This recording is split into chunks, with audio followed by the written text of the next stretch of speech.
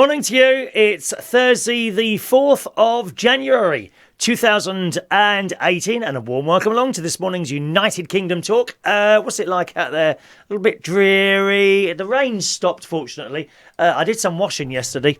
My last washing from when I was away at my sister's. Well, I say at my sister's, in a caravan near my sister's. And it does take me a long time to get round to things. The kitchen is dirty for years, before I clean it. Yes, definitely. Anyway, nice night at work last night. Only an hour and 20 minutes to get there. It wasn't mad. Oh, I've got a blooming phone call now. I'll have to take that in a minute. Oh, no, we can't take phone.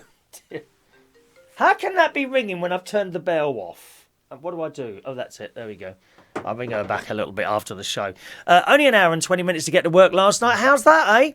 You see? I told you this all through the end of last year, didn't I? Come October, sort of, because I live in Bracknell in Berkshire, and I have to travel to London whenever I work. All my work is in London. And throughout half of October, all of November, all of December, up to Christmas, okay, it's a nightmare. It's an absolute nightmare. 2 hours to get to work, 2 hours, 20 minutes to get to work. Now, an hour and 20 minutes. It really is that much different.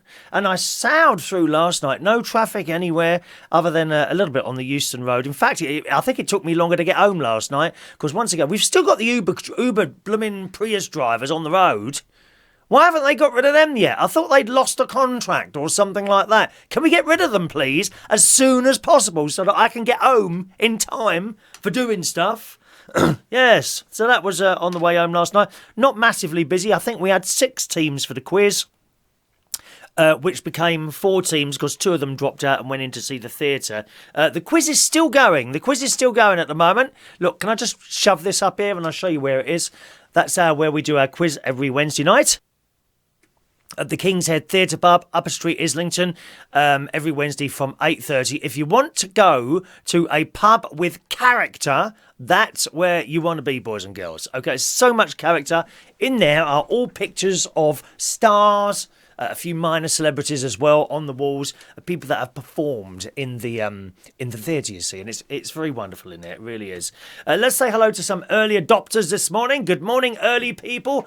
On the Facebook, Danny Clements is back in the UK. Whereabouts are you, Danny? I hope you'll be coming along to the karaoke soon. Next karaoke is tomorrow night, Friday night, Central Station, Wharfdale Road, King's Cross. Perhaps you'll make it there. You'll be introduced to all our karaoke celebrity-type people. Irish Mary is taking a little break at the moment, but everyone else will be there, okay? Good morning to Juan. Morning, Juan.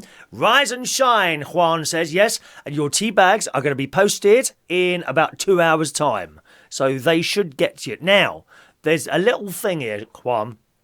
I have posted stuff, food items, actually it usually is tea, to people in America before, and it hasn't got there. So you're going to have to keep your fingers crossed that it gets there. Because probably the Americans, they will open it, their, what's it called? What's it called? Not check-in. Customs. They open it at customs, and, they think it's drugs. Because it is a little bag, and it is full of little blacks. I don't know what colour. Drugs are white, though, aren't they? Drugs are white. And this is black. I mean, it is in a tea bag. It does look like tea leaves, but they could think, I suppose, that it could be drugs. So sometimes the stuff doesn't get through. All right, I must warn you, but I promise you, if there's anyone watching from the American Customs Organisation, please keep an eye out for a little letter coming from England to the UK, which contains 5 Harrods English breakfast number 14 tea bags for my good friend Juan, regular viewer to the show, all right? So that's in the post for you. Good morning to Diane. Hello, Diane. John McGinty. Good morning, John McGinley, I beg your pardon. Hello to Craig Wright, business owner in Wales, in Welsh Wales. Morning, Craig. Oh, you're in Kent. Well, you're not near me, Danny. No, I'm not in Kent. If that's the M25, you're at one side, I'm round the other. Whichever way you go, it's about the same. So you are actually about, probably about an hour and a half, an hour and 3/4 from me driving at warp factor 7. Because, of course, I don't have a car. You know that, don't you? I have a spaceship. The UK Toyota RAV4 Mark IV. Yes, I have a spaceship. Exactly. Good morning to Mohammed, who's wishing all of us a Happy New Year, and a Happy New Year to Mohammed as well. I presume you're Muslim. Do you have New Year's the same time as us? Or is yours at a different time? I ask because I know they have the Chinese New Year is at a different time, and various different peoples and cultures and religions have New Year's at different times. Is yours now as well? Is yours at the same time as us? Or does yours happen at another time? Or maybe you don't have one. I don't know how it works. Do let us know. Good morning to Mike Conti. Morning, Mike. He's going up to Soho tonight. Oh, no, thank you very much. Not my cup of tea. Not my cup of tea. Full of pretentious people who think they're better than everyone else. Not my thing at all. But, Mike, good luck, and I hope you pick up, lovey. It's been a while since I have, unfortunately. Thank you. John McGinley is in Wet Ireland. Oh, are you really? Well, come along, John. Come along. If you're coming along Friday, come along to the karaoke on Friday. I'll give you a little cuddle at the bar as well. Did you have one last? I think you had one last time before you got a little bit drunk, lovey. But don't worry about that. Everyone gets drunk. Don't apologise. Well, not me. Not me, because I am goody two-shoes with halo above my head. Thank you very much. Over on the Facebook... Oh, Christ, lots of people this morning. Good morning to my friend S. Gregorian, who's been very busy with his karaoke recently. He does karaoke as well. Good morning to you, sir. Joanna's there. Morning, Joanna. Luke Bickers. Good morning, Luke. Hope you're well. Andrew Parker. Everyone's there this morning. Look at that. How marvellous. How marvellous. Good. Right.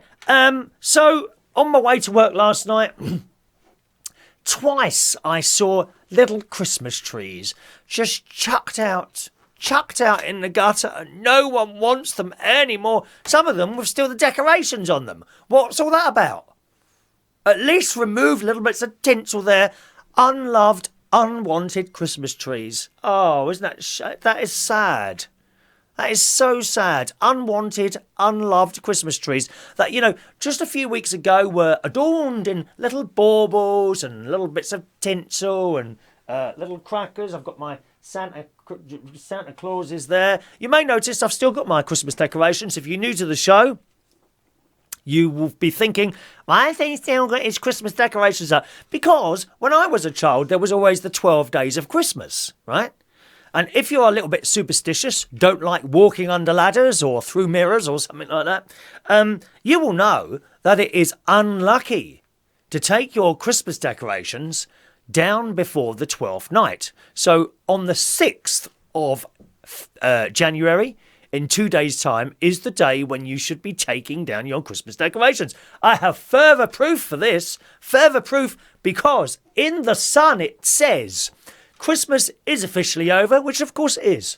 But when do we start taking down our Christmas trees? This is in the Sun. I think it was a couple of days ago. For centuries, households have been decorated with fir trees to mark the wintertime event, but leaving it up too long is said to bring bad luck. Here's what you need to know. So too long is also bad luck. Must come down on the 6th. On the 6th. Why do we have Christmas trees? Well, it's been a wintertime staple for hundreds of years, with many different religions and cultures using the trees as a festive symbol. There's no concrete answer. They reckon it was around about the 15th century is when it was started to bring the Christmas trees in. There are, of course, many businesses. We've got a few around here, actually. Christmas tree farms. And it's interesting to see them because... some of the trees are very low, the new ones, and they have to grow for so many years. You can't just make a Christmas tree. You got to plant a seed and you get a Christmas tree the next year. No, they've got to grow for a few years. I don't know how many years it takes to grow a Christmas tree. I reckon probably about 8, 10, something like that would get you a 6-foot one perhaps. Don't know. Anyway, 12th night is the day you're supposed to take them down, and it says in the Sun, 12th night is a festival which marks the end of Christmas and the coming of the Epiphany, which is a religious thing, another Christian feast day on January the 6th. For the Church of England, the date falls on Friday, January the 5th, although other Christian groups believe January the 6th is correct, because there's always little differences of opinion everywhere. I mean, some people say that... Jesus was born in the summer. There's always differences of opinions, and whichever one you want to believe is fine by all of us. Its name comes from bringing an end to the 12 days of Christmas, the length of time Christians traditionally celebrate the birth of Jesus. So that's why 12th night became the traditional date to take down the festive decorations, because people believe that we need a bit of echo for this, that tree spirits, people believe tree spirits sheltered in the greenery, such as the holly and ivy, that adorned houses through the period. So that's why we remove those Christmas trees on the 6th of January. After that, unlucky. Before that, unlucky. So be very, very careful when you remove those Christmas trees.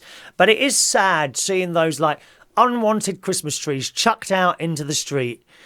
It really is. And it reminded me of that story. If you've not read it before, please read it.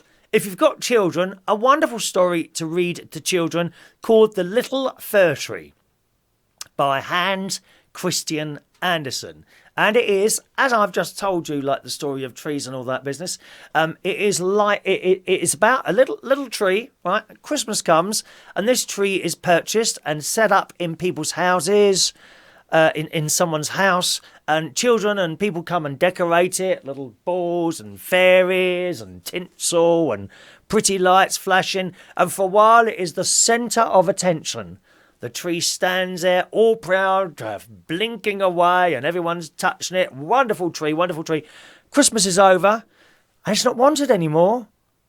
And all this stuff is ripped off it as quickly as possible, and it's just chucked out in the street and left to die. A very sad story, but it's a children's story. Very nice, charming story by Hans Christian Andersen. Look it up. Look it up. And while you're at that as well, there's a very good film, I think around 1956, 1958, something like that, called Hans Christian Andersen. Hans Christian Andersen, he was a children's writer. And the film Hans Christian Andersen is kind of a thing about his life and him writing the books. It's got all these wonderful songs in it, like Inchworm. Do you know that song? Inchworm, inchworm, gathering the marigolds, da-da-da. And The Ugly Duckling. You know that one? There once was an ugly duckling. And Thumbelina. Thumbelina, Thumbelina, tiny little thing. Thumbelina dance. Thumbelina sing, and it goes into the I think it's Germany, the German Christmas markets, or is it Germany or is it Norway? I can't remember. No, Hans is German, isn't it? I think it's German. So the German Christmas markets, and was there a child catcher or something else in it as well? I can't remember now, but it's a lovely film, and you'll probably get that on Amazon, called Hans Christian Andersen. You've got all those wonderful songs and the scenery and a little river, and he sits by the river and tells these children's stories. The cobbler, you know, the man who makes the shoes. I don't know if there's a song for that one. Lovely, lovely film, okay? Let's have a look here. Hawan is thanking us. Yes, the US Customs and Immigration, they're quite strict there. All right, so if give it a couple of weeks for your tea bags to get there and keep your fingers crossed. They are, though, tea bags. I'm not sending drugs for them. I haven't got any drugs. I'm sure drugs are white, though. They're not black, are they? Or maybe some of them are. I don't know. Would you? I mean, presumably people have tried that, sending drugs as tea bags through customs and things like that. I watch that programme sometimes, Border Force. Anyone watch that on the telly? On one of the satellite channels, I think ITV2, something like that. And it shows borders in various parts of the world. Sydney is one of my favourite. The Border Force in Sydney, and people are coming through, you know, they go through the customs area. Excuse me, sir, would you come over here, please? And then they open their bags, but before they open their bags, they say, right, have you got anything? And they read this list down. Have you got any fresh fruit? Because you're not allowed to bring fruit into Australia. Very, very strict on that. Very strict. They don't have the diseases that some other countries have on their fruit, you see. And they want to keep it out. Have you got any food items? And they're, no, I haven't got any food items. And they open a bag, and then, you know, you've got half a pound of bacon, some butter, a few eggs. I said, well, what's this then? Oh, do you class that as food? I mean, how stupid are people? They must think the security people are really stupid. They really do. And then they bring drugs in and weapons. weapons. I don't think I've ever seen a gun on there. No, I don't think I've ever seen people trying to take guns in, but like knives. I've seen knives on there. Or what's it? And they open the case and there's like a 2-foot knife in there. Or I didn't know that was in there. Stupid people. So they actually think they're going to get away with it. And they do stuff like they shove that marijuana in the bottom of their shoes. And they think they're the first persons ever to have done that. Or they get some drugs and they wrap it in tin foil because someone told them that the X-ray machine can't see through the tin foil. Well, it's not true. It can. And it just amazes me that people actually think they are the first person to put drugs in a bottle of Coca-Cola in a little bag and it won't get noticed. I mean, there really are stupid people in this world. And of course, they get pulled over and they get fined or they get shoved into prison or somewhere like that. They certainly don't get into the country if they're foreigners and they send them back on the next plane. How does that work? You know, if the customs, if you get to, say, Australia or America, if you get to America and for some reason you're not allowed into the country through, I don't know, trying to bring something in that you're not allowed to bring in. And so, well, you're not coming in, you'll have to go home, right? But your flight isn't for 2 weeks. So how does that work? Do they send you back at their expense? Or are you forced to buy another ticket? Or do they keep you somewhere for 2 weeks? How does that, anyone know how that works? I'll be very interested in finding that out. I've never been refused entry to anywhere, not even a public convenience. That is true. That is true. Good morning, Ronnie. Okay, I shall call you shortly. All right. A machete. Yes, Juan. I've seen machetes trying to be brought into countries on that programme. Border Force. Do you get that where you are? Dear me. So that's that. Let's have a look here. So that's the old Christmas stories. Oh, my mate's lost his phone. You remember that lad I went out with? I took him out to afternoon tea at Harrods on Tuesday. Well, Wednesday, he was at work and he's had his phone stolen. iPhone 10, an X, £1,000. Oh dear, £1,000 phone. What happens? He left it in his van because he does deliveries. He does potatoes actually. He delivers potatoes to ship. What? Sorry, that was a wrong word. Chip. Not the other word. Chip.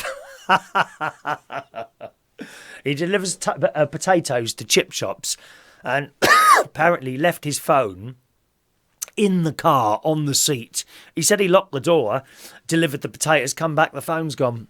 Oh, Lord. I mean, please, people, be careful with your bits and pieces. Phones, all that sort of thing. You've got to keep them on you all the time. You may as well have just left a stash of banknotes on the chair. You might as well have left £1,000 in tenors on the chair. Where if you're leaving your phone there. All these things are very, very expensive items now. Not many people have got phones worth 20 quid anymore, have they? They've all got phones worth anything upwards of 500 quid. Although my mate bought a nice phone the other day. What was that? It could have been a Google Nexus or something. What was it? I don't know. Pixel, something like that he bought. And the picture looked quite good on that. An Android. That's DJ Chris who comes and sings at the karaoke. You might have seen him on the live streams recently. So, I mean, and people do it a lot in pubs. Actually, my mate did it in the pub a couple of weeks ago. You may remember me telling you. You know, he got up to go to the toilet. Okay, so his other half is on this table as well as 2 other friends. Well, he left the phone on the table in the pub. The fact that his 3 friends are neither here nor there. Okay, so we watched him go to the toilet with his iPhone 10, just a couple of weeks old, sitting on the table. And my other mate, Graham, he picked up the phone, put it in his pocket, and he come up to me, he said, look, he said, I've got Ashley's phone in my pocket. He said, we need to teach him a lesson, because otherwise he's not going to learn. I said, okay, what do we do? He said, right, nothing. Wait till he comes back and he'll quickly realise his phone is missing and then see what he does. And we'll give him a couple of minutes and then we'll give it back to him. Yep, okay, that's fine by me. So he came back and I'm watching him at the corner of my eye and he's sat down and then he's looking around. He's looking around there. So now he's got up. And he's walking around the pub, and I can see him looking at the floor and all that. So we gave him a couple of minutes, and he's going like this now. Like that. He's shaking his hand, standing in the corner, looking really depressed. I thought, okay, now's the time. Because it wasn't about being nasty. It wasn't about being nasty at all. We wanted to teach him a lesson. You may do this yourself. Do you leave your phone on the table in a bar where people don't even know you? I mean, that's just mad. Mad. Anyway, so I went up to him then. Graham looked at me and he nodded. Okay, right. I went down to him. Said, all right, Ash, come here. I can have a word. I went up to him. I said, come here. I don't want anyone to hear this. How much will you give me for an iPhone 10? And he looked at me like that. I said, right. Graham come over. Said, there you go. There's your phone. I said, now, before you go mad, we just wanted to teach you, you must not ever leave your phone on a table. And he agreed and all that business. And unfortunately, but yesterday he left his phone in the van and it's been nicked. £1,000. So he's going to have to get another one. It is insured. He said, I'm going to try and get it on the insurance. I don't know if they're going to pay out on that. I don't know if they're going to pay out. You left it in the van on display to everyone who was looking in the van. I don't know if... I hope they pay out on it. I must admit, I don't know how insurance really works. I've never claimed for anything in my life. I don't think I've ever claimed any item of insurance in my life other than perhaps a couple of car accidents which were the other person's fault. I've never claimed insurance. I've known of people that keep claiming for some... I don't know how they get away with it. You would think people get caught, wouldn't you? Constantly claiming for things, gone on holiday, lost this, lost this. I know one bloke that lost the same camera 3 times. I haven't seen him for about 15 years. 3 times, I've claimed for the camera again. How does that happen? Why don't they get found out? But I don't think I've ever claimed for any item of insurance. Anyway, he was insured for the phone. I can't see them paying out for that because he left it there. If they said, I don't know what he's told them, but if it was in his pocket, well, the last time I looked, it was in my pocket and now it's gone. Well, where did you leave your coat? Well, I had it on all the time. Must have dropped out. I could see him paying out for that. But if you tell them, well, I left it in the van, on display to everyone or on the table in a pub, that can be classed as you're not caring for it enough anyway, can't it? So I've got a feeling he's not going to get that back. But my heart goes out to him, and it's a terrible thing. So please, gang, whatever pub you're in, it doesn't matter if you're in a pub with loads of rich people who don't need to steal or anything like that. Never leave phones, bags, purses, coats, cars. I was going to say cats then. Coats, anything like that. Never, ever leave them at the table, even if you're surrounded by friends. Because those friends, you can't expect them to be looking after your phone. They're having a chat, and it's as quick as a flash. It's as quick as a flash. Someone grabs that phone, they're out the door, mate. Your mates are still talking around. You get back to it. Where's your phone? It was there. Weren't you all looking after it? Well, no, of course they weren't looking after it. They were having their conversations. Don't ever do that. And the other thing, you mustn't leave in a pub good-looking people. Okay, if you're out on a date with a good-looking person, they can get stolen from under your nose as well. Oh, yes, dear. Used to happen to me all the time. Often I would, not recently, not in the last few years, but I might be on a date in a pub with someone. And then often happened to me, I'm just going to the toilet. I'd come back and they were disappeared. They disappeared. It was like they had been stolen while I was in the toilet or at the bar purchasing a bag of cheese and onion crisps or something like that. And I'd come back, where are they? Disappeared completely. They had obviously been stolen or possibly transported by a spaceship to another planet. Do you know what someone said to me once? When I was telling them this story, years ago this was, they said to me, do you think perhaps they just didn't want to be with you? So, no, of course not. How could anyone not want to be with me? Not possible. Not possible. They had clearly been stolen from my table while I was in the toilet. It's outrageous. Absolutely outrageous. All right. Juan hates the insurance company. Yeah, me too. I don't have any insurance really for bits and pieces, to be honest. All right. I have buildings insurance for the house, and I'm a landlord, so I've got that. But that's and car insurance. That's the only insurance I've got, really. I don't believe in insurance. I think they're absolute legalised robbers. And when you see the papers, you open the papers, this happened to someone, but they didn't get the full payout. Well, what's the point then? There's no bloody point, is there? There's no point. The amount of times I see on the internet or in a newspaper that someone has had, I don't know, something happen, and they've gone to the insurance and they've wriggled and wriggled and wriggled, and instead of getting, I don't know, £100, they offered them 15. Well, what's the point then?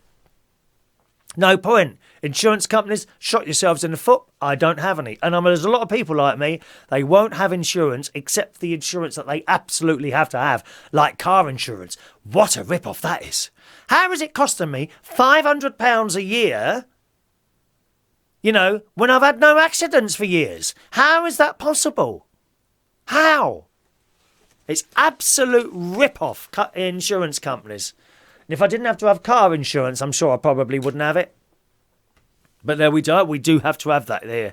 And that's the way it is. Good morning to Chai. Good morning to the lovely Chai. You're sneaky, aren't you, Chai? You're sneaking in on the side. I didn't even know you were there. You're quietly sitting there watching what goes on. Good morning. Lovely Chai is such a nice person. Such a nice person. Anyway, she said, very true via phones and valuables. Regarding your friend's experience, I guess you have to be cruel to be kind. Yeah, that's why we did it. That's why we did that there, you see. But he still lost his phone 3 days later. Oh, no, it was about a week later. A week later, he's left the phone in the car. And I just feel so sorry for him. It's a lot of money, especially for a young person. He's 20, I think he's about 22, 23 or something like that. And, these people haven't got £1,000 to lose. It's a lot of money to you lose on a phone, isn't it? There was a bloke on the telly, Carphone Warehouse, wasn't it? Who was saying they're not actually selling many of those phones. People won't pay £1,000 for a phone. Surprise, surprise. Well, I wouldn't. I went down to the 8. I wasn't going to pay £1,000 for a phone. I did think about it. I won't lie to you. I did actually think about it, but no. No, I'm not paying £1,000 for a phone. Ridiculous. Good morning to Sabil. Welcome to the show, Sabil. Paul Dow. Good morning, Paul. How's your slimming world going? I have to say I haven't been for 2 weeks. I haven't had the time. I'm hoping to go next Tuesday, or I might have a little look around and see if I can go and weigh in somewhere today. Because you can go to any slimming world and weigh in. I haven't weighed since Christmas. I've got my fingers crossed. Everything is crossed at the moment. Everything is crossed. I've got a lovely sin-free meal today, actually, Paul, which I put on in the slow cooker last night. It's actually ready now, but I won't be having it till lunchtime, obviously. Try it. I don't know if you like spicy food, Paul, but it's called Sin-Free Campfire Stew. Sin-Free Campfire Stew. I've substituted the gammon for corn pieces. Like cubes. You can do what you like. I don't think you're a vegetarian, are you? So do what you like. Have a look at it. It'll come up, but that you have to keep scrolling down and down for the ingredients. It's quite a long way to go. Or I could send you a link. Maybe I'll send you a link, all right? Hello to my mate, Mal Tisser. Good morning to you, sir. Welcome to the show. We're not here much longer. We're nearly finished there. No, not cabin soup. What did I say it was? Campfire stew. Sin-free, S-Y-N, sin-free campfire stew. Hardly any calories in that. And you should enjoy that, okay? John says it depends if the van was locked, whether he gets his money. Yes, I do believe the van was locked. Or if it was used to steal the item, tell him to read the small print. Yeah, if the van was broken into, like as in force, smashed window, then possibly he would get the money. But if it was unlocked, I don't know. Difficult to know, isn't it? Really difficult to know that. Don't worry, Juan, about mistakes. We don't worry about mistakes on this programme. All right. Okay, doke, boys and girls. Let me see. Can I do another story or not? No, I'm trying to restrict the show now to half an hour because, quite frankly, I do think that is enough for you. I do think half an hour is enough. After 40 minutes, everyone sort of starts disappearing, so that's why it's just half an hour. I fit in with you, you see, not the other way around. Don't worry about it. I fit in with you. If I think, no, it's a little bit too much for them, how can I ask for your full attention for more than half an hour? Eh? My whole house is filled at the moment with the sin-free campfire stew that's in the slow cooker. Very, very spicy, though. I've got, you'll know this one, ladies. Do you know Frank's hot sauce? Frank's hot sauce, a bottle of that red stuff. I've got a load of that in there. I say a load, about four dessert spoonfuls, which shouldn't be too much. Today's birthdays then. Let's say happy birthday to our birthdays today. We've got 1, 2, 3, 6 today. Happy birthday today to Kevin Farnham, who is 54 years old today. Same age as me now, Kevin. My birthday in February. So happy birthday to Kevin, 54 years old today. Dan Woodward, good morning to you, sir. Happy birthday, Dan. Gabriela Alexander. Happy birthday, Gabriela. Wayne Crombie today is 43 years old. Happy birthday, Wayne. Sean Firmston Rouge. Happy birthday, Sean. And John Wells today is 29 years old. And if any of those people think, oh, who is this bloke saying happy birthday to us? Well, you're on my friends list. I can't lie to you. I do look sometimes at the names in front of me and I read the birthdays. I don't always recognise everyone. Because there's like about 4,000 on there now. So I don't always recognise everyone. Perhaps you don't recognise me. And I kind of think, well, how did they become friends? Because, I mean, let's be honest, the whole friends thing on Facebook, it's more acquaintances, isn't it? I mean, how many close friends have you got? Not many, probably. I mean, I certainly don't have many close friends at all. Really. Let me think. There's 1, 2... 3, 4, 5. I think 5, really. 5 close friends. That's 5 people who I could pick up the phone and would be here. And I like to think the other way round as well. 5 people. Well, some who I haven't seen for a couple of years. But I would literally pick up the phone and I know that he or she would be there. 6. There's another one. I just thought of another one. So 6. How many close friends have you actually got? Anyway, let's sing our birthday thing. Here we go.